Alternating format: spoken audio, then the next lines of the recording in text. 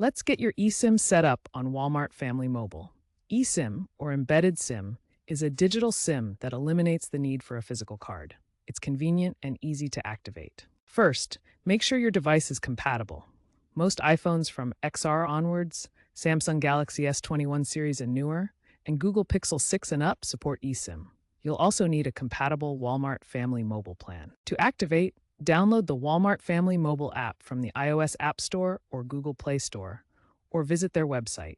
Purchase an eSIM plan, and you'll receive a QR code via email or in the app.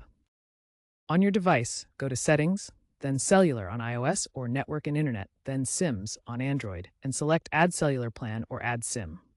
Scan the QR code, follow the prompts to confirm, and your eSIM will activate, potentially requiring a restart.